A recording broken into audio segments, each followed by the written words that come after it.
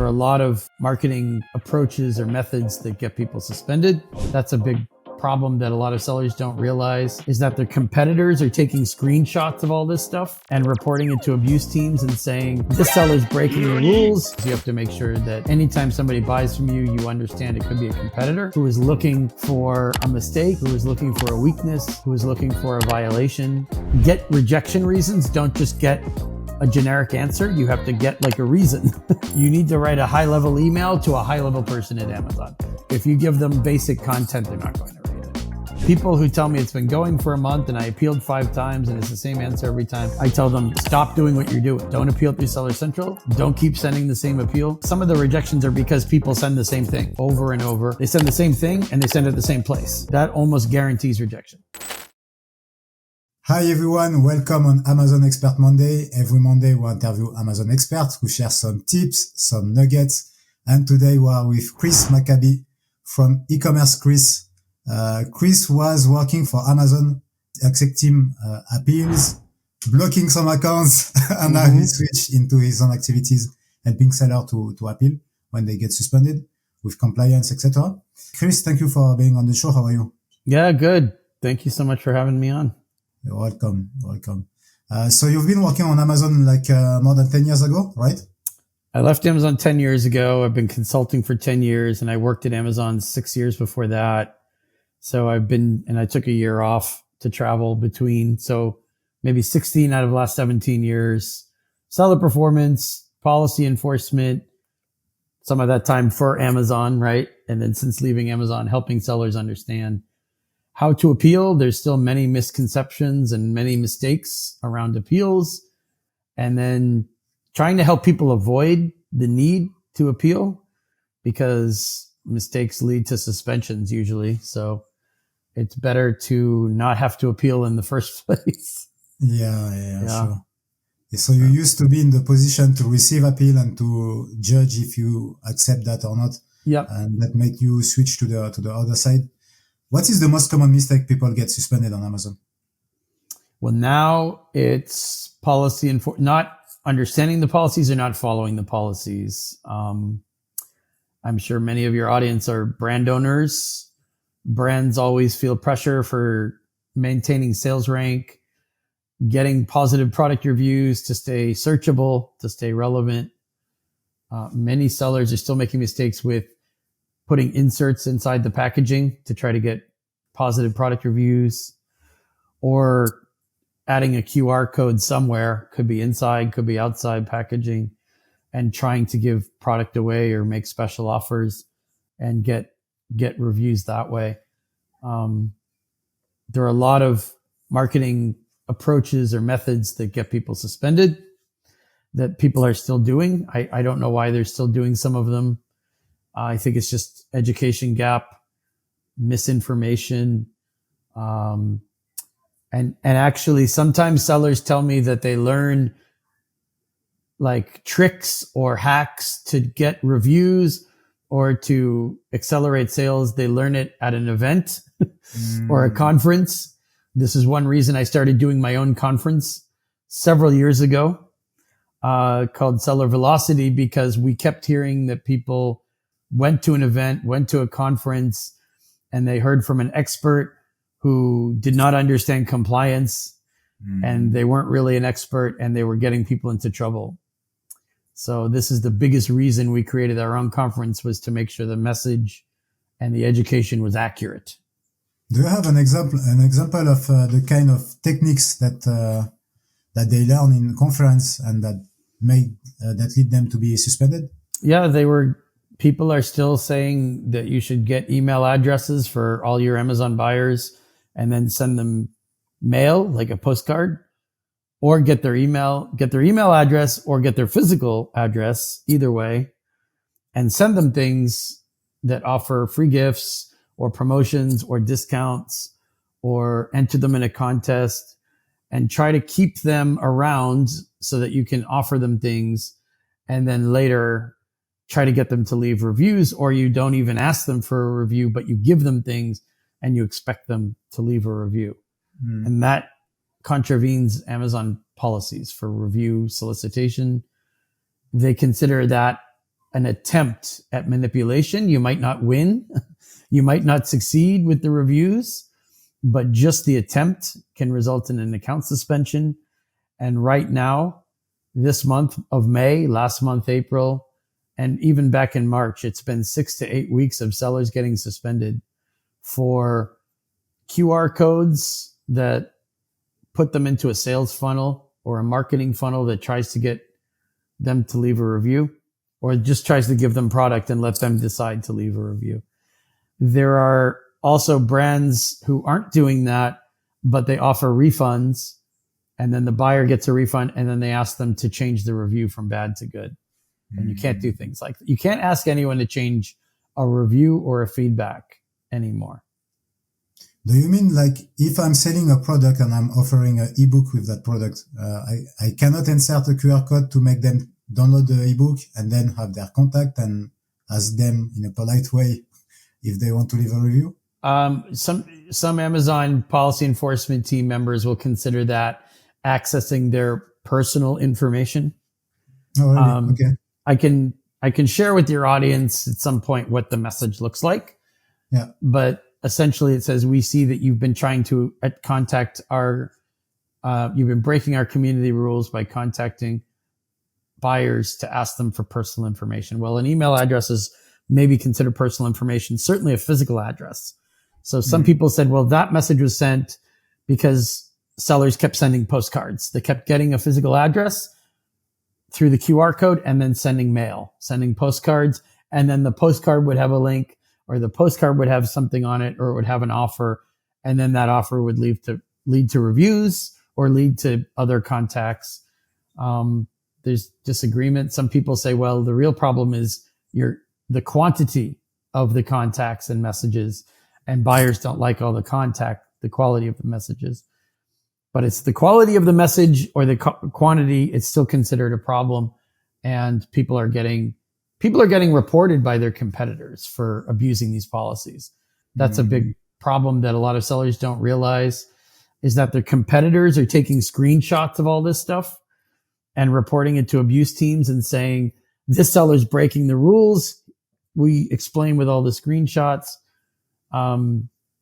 So that's part of the problem, is you have to make sure that anytime somebody buys from you, you understand it could be a competitor who is looking for a mistake, who is looking for a weakness, who is looking for a violation. Some competitors report you and it's not true, and you can dispute it and say, we didn't break policy. Amazon gives you an opportunity to dispute it, right? Okay.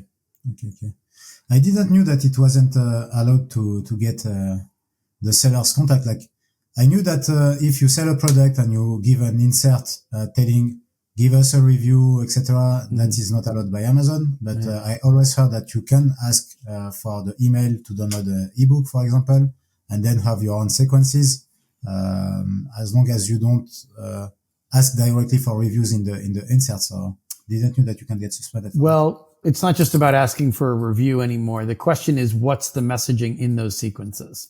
Once you get somebody's physical address or their email address, what do you send them? Do you just send them the ebook, or is there something in there that prompts them to do something else, to accept a gift, to share something on social media? Like, what are you actually asking them to do? Okay. And if anything in that sequence leads them to get something, technically giving them an ebook is giving them something. Yeah. Right. But forget the ebook example.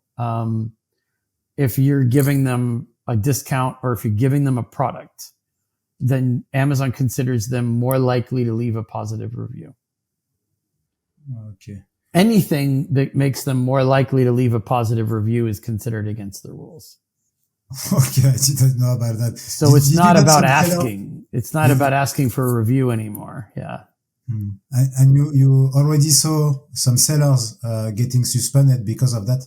Yes, because they were giving product away and they thought they were okay because they didn't ask for a review. This is the biggest misconception right now, I would say. Number one is you can give things away as much as you want, just don't ask them for a review. That's what I saw on LinkedIn last week and the week before and the month before. And that's why the QR codes are still giving free product away. Right. And some people were like, well, we're giving a product, but it's not the same product. We're giving away an accessory. That's like sellers think that matters. Amazon says it doesn't matter. You're giving them a reason to leave you a positive review. So. Okay, got it. Let's say you get suspended on Amazon for whatever reason. You have an appeal process which can be quite long. We have actually a seller who got his listing suspended recently due to some keywords. What is the process? How long can it take? And do you have ways to accelerate that process if you are losing money every day? So keywords, in his case, he had to delete back-end keywords that he was using. Yeah. So in a case like that, you have to make sure that you go through Amazon Teams and you confirm that those keywords are deleted on their side on the back end. Whether you deal with catalog teams or other teams, you have to make sure that they don't see the keywords. So it's not just a question of updating your own flat files. So you can't even appeal until you confirm that step. But if you're appealing it through Seller Central and you're just getting rejections that are copy and paste, we only tell people to do that once or maybe twice. And then if you continue, no matter what you do, you continue to get those rejections. You find out through account health services teams, why are these appeals getting rejected? Get rejection reasons. Don't just get a generic answer. You have to get like a reason. You can't keep submitting new appeals until you know why the last appeal was rejected. Okay. So people who tell me it's been going for a month and I appealed 5 times and it's the same answer every time, I tell them, stop doing what you're doing. Don't appeal through Seller Central. Don't keep sending the same appeal. Some of the rejections are because people send the same thing over and over. They send the same thing and they send it the same place. That almost guarantees rejection. What do you mean? You can send the appeal to other places? There's a million places. I mean, you can email appeals from the primary email in your account. It does depend. It's not the same thing every time. It does depend on the marketplace. UK escalations are a bit different than US escalations. Ultimately, most escalations go through Seattle because Seattle is where senior management is. And it's those people and those teams who handle escalations more often than elsewhere. Amazon has tried to make escalations global. So there might be some people in the UK, some people in India, some people in Seattle. Still, it's mostly UK, US, sometimes Germany, where the decision makers are, and you have to reach those people or their teams directly. It's kind of the same formula as the old escalations that went to Jeff at Amazon. Yeah. It's the same model. It's not the same, Bezos escalations aren't, there, but it's the same model of you contact someone executive level or senior management, and then they delegate it to one of their managers who reports to them, and that person reviews it. But that's an email from your primary email on your account. Okay. Not Seller Central cases, not seller support, not submitting through Seller Central most of the time. There are exceptions. Mm-hmm. But the people we hear from a lot, or that maybe you talk to a lot for your podcast and your group, those are mostly people sending through Seller Central, I think. Yeah, exactly. To me, that's a waste of time. Okay. And it's like, of course, you try that once or you try it twice. Maybe you can change an appeal. Maybe you get account health to tell you what's missing. Maybe it's only one correction, one mistake. Fine. Make the correction. That doesn't take long. Resubmit it through Seller Central. That doesn't take long. But within like 48 hours, you should know yes or no whether or not that's going to work. Or 3 days, maximum 72 hours. And if you just keep going in circles or you keep getting rejected and you don't know why, we don't even use that. We don't deal with seller support, right? We see that as a waste of time. How can we get the right emails to contact? Depends on the marketplace.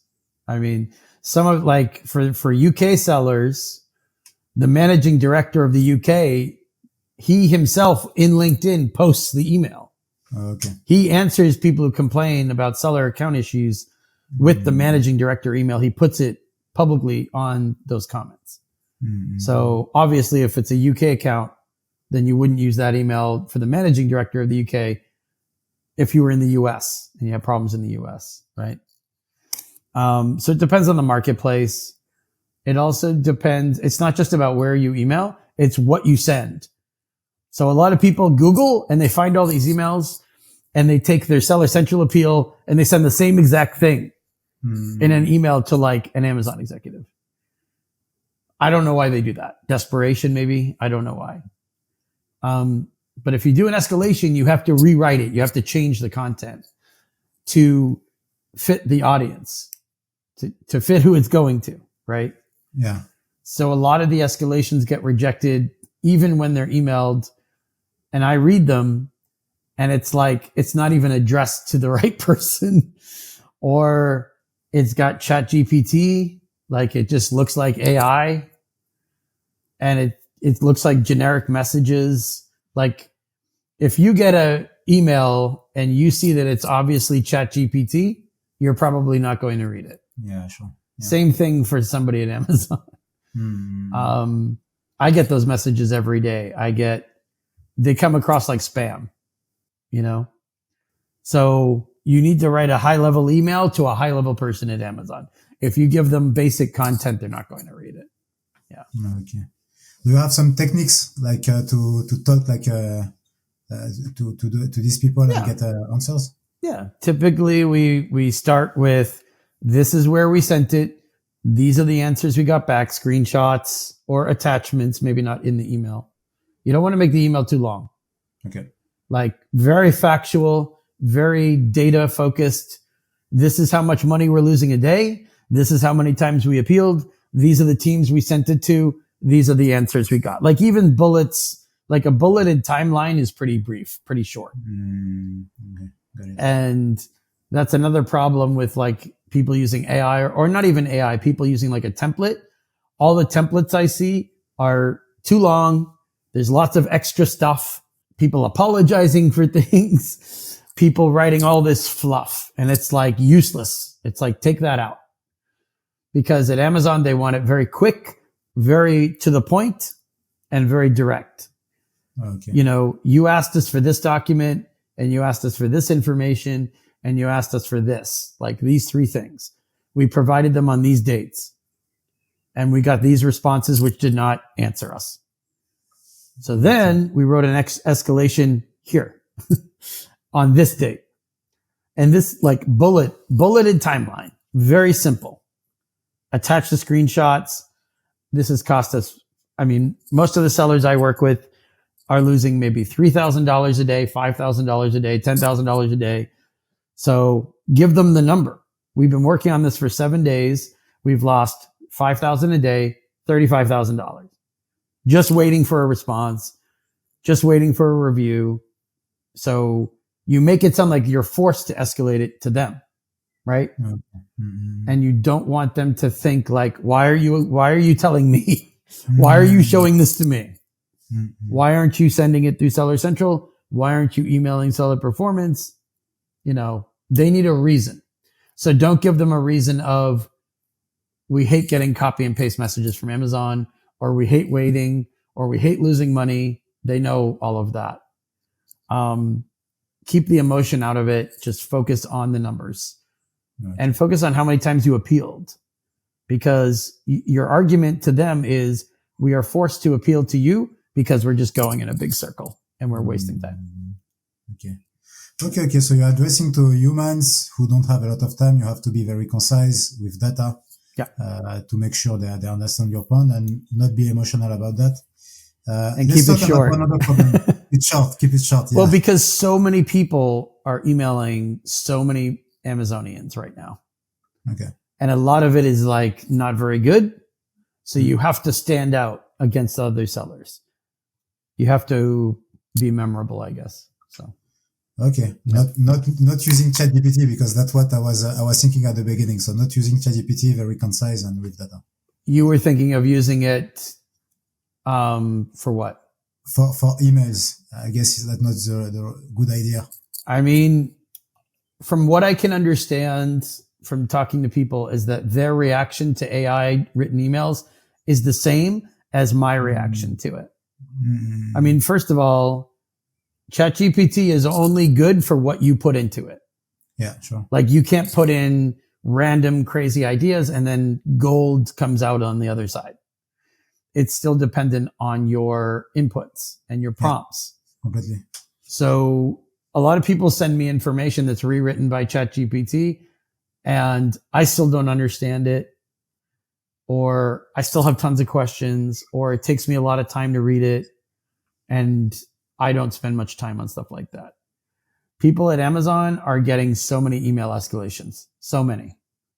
So if you are writing something that it looks like a bot wrote it and it looks like spam, or it's hard to understand, or it's hard to follow, or you used bad prompts, then they're like, why would I spend time on this? But also you're giving them an excuse to skip over you to somebody else. Yeah. Because somebody else didn't do what you did, and their email is easier to understand, and it has the right info, and it has actionable steps. And when they finish reading the email, first of all, probably it's shorter and it's more concise. Okay. But when they finish reading it, they know what they're being asked to do. And a lot of the ChatGPT emails that I get or that I see people sending to Amazon, it's not even clear what the question is or what you want them to do. And they're not going to think about it. They're not going to waste time thinking about it. So. All right. Yeah. Thank you very much for sharing that. That's very, very valuable. I know a lot of sellers can get suspended and doesn't know the right way to get, to fix that. We had another case a few weeks ago. We have a seller selling in the US. He made his own product. He designed his own product and he started getting some competitor from China, copying his product. And it's very complicated for him to get the other listing, shut down. Do you have some techniques or some workflow to help in that situation? Did they do test buys to confirm that the product was a counterfeit version of their product? Yeah. I mean, it depends on, well, that's when we get into intellectual property and rights ownership, right? You have to have a patent that you can defend legally. You have to have the design rights that you can defend legally. So some people have told us they're getting copied by Chinese competitors, but then we look at the product and there's nothing distinctive about the product. There's nothing distinctive about their design. Yeah. And if they were in a courtroom, no judge would side with them that the product can't be copied. Right. Okay. So that's question number one. It depends on the product itself. But like you said, there are a lot of Chinese sellers that just copy products and it's a counterfeit and they create their own counterfeit. Your first step is a test buy. Okay. And then if you try to buy from them, obviously, if you have proof of counterfeit, this is easy. You can report proof of counterfeit to Amazon with images, with written descriptions of all the ways that the product copies you, with your trademark information. You've registered your trademark. Hopefully your trademark is complete. It's not pending. Okay. So I don't know if your US seller has a pending trademark or a completed trademark, but if you have proof with a test buy, this is not hard and Amazon will take action on it. If you don't do the test buy and you're just making an allegation, they won't generally take action on it until you do the test buy. Okay.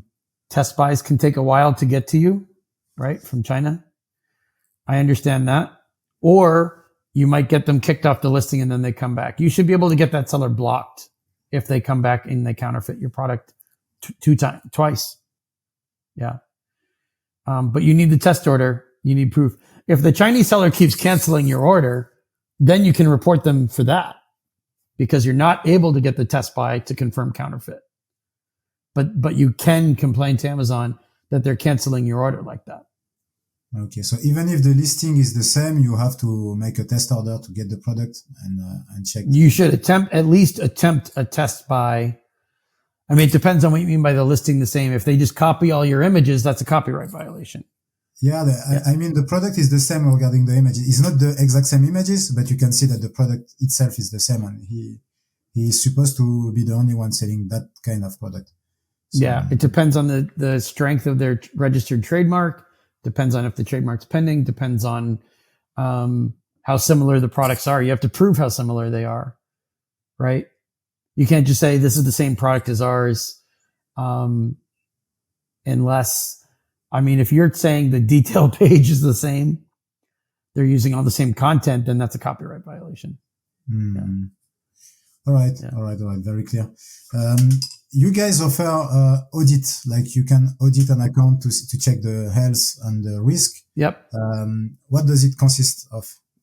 Oh, I mean, that's very unique and specific to the seller. Some people just need us to look at, look at their listings. But some people hire us to go through their performance notifications one by one and find the ones that they haven't resolved. And if they say, well, we appealed this one 3 times, but it was rejected, then we start with that. Why are the appeals getting rejected? And then we help them appeal it. Okay. Or we give them strategies to fix those. But the account health assessment is usually we identify all the weak spots that might get them suspended. Most people come to us, they're already at risk of being suspended. And then we review the account. But it's better if they hire us before. So they're not at threat of a suspension already. They just have individual performance notifications that need to be resolved. Or sometimes they say, we think we're breaking rules with our listings. We need you to look at our listing quality and our listing compliance. And then obviously on my team, we have compliance experts who look at their listings and tell them what to fix. And maybe they never get suspended, or maybe they never get a warning. That's the ideal. Okay. Yeah. Okay. They never risk suspension and their account health score never goes down. Yeah. So we can contact you at any stage, even if we don't risk to get suspended now. It's just a checkup to see if our account is okay. And yeah, it depends on what the problem is. Not every seller has the same risk of account health problems. Okay. So we customize based on their need. Mm-hmm. And some sellers who don't really have account health problems will not want to pay us for an account review because they don't think they need it. That's understandable. Usually there's something that goes wrong and then they contact us for help. Okay. Yeah. Okay. Great. At the beginning of the podcast, you said that sometimes you learn bad techniques in events, and that's why you created Seller Velocity. There will be Seller Velocity in Lyon, in France, in less than a month now. Yep. So it will be in 2 weeks when we publish that video. Mm-hmm. Can you tell me a little bit more about what we can expect to learn and who we can expect to connect with? Yeah. And it's primarily an English language event in terms of the lightning talks. A variety of experts like myself will be doing 15-minute lightning talks with Q&A afterwards. But there's going to be a mixture of, in the networking at least, English language and French language, of course, because it is in France. This is our first event in France. But there will be a lot of sellers from the UK who are there as well, and some from the US who sell in the UK or sell in Europe. Because it's in France, I think we'll primarily have French and English and German sellers, maybe some Italian and Spanish sellers. Mm-hmm. But we do these events because we want to make sure all of the topics covered are addressed by, experts that we know and we approve. And it's not just short-term hacks, short-term tricks. It's recommendations and suggestions which are compliant with Amazon policies. I would never do an event where people were encouraged to break Amazon policies. Yeah. In the past at Seller Velocity events, we've had people from Amazon there, and we should have people from Amazon at Seller Velocity in Lyon as well. Okay. The person we originally had coming, I guess, has a conflict and they have to be somewhere else that day, but we're going to have other people from Amazon there. And also me personally, I deal with Amazon directly all the time. Okay. So I don't handle everything Amazon. I don't do ads. I don't do full account management. I don't do reimbursement claims or inventory or logistics, but typically I know somebody at Amazon who does, and I can make connections and things like that. That's why we started doing these events. And for brand management, brand development, obviously I know a lot of agencies. There will be some agency owners there. There will be people who develop brands in terms of consulting or manage their ads. So it's going to be a mixture of voices, a mixture of expertise. And that's what keeps me interested. And I'm, talking about suspensions and appeals, but it's not just a conference about being suspended, being reinstated. Yeah. That wouldn't last very long. So we condense a lot of information into one day, but we do seller velocity in a different city every year. And usually it's in a different state in the United States, but we're trying France this year because, some of us speak French. I speak, un petit peu français. Yeah, we will speak French at that event. We can network in French. I can answer some questions in French. My French is a little bit rusty, but Brent at AMZ Pathfinder, who speaks fluent French. And there will be French sellers there. We will have some French speakers there. So I encourage everyone to go to sellervelocityconference.com to check out the content. And we can set them up with discount codes for €50 off if they're looking to join us, which I hope they are. Yeah, sure. We'll put the discount code in description of this video. Chris, thank you very much for sharing. It's very valuable, especially for sellers who are blocked right now. So I hope we'll find a solution. Yeah. And looking forward to the event. See you there. Yeah. See you soon. See you soon. Bye-bye. Bye.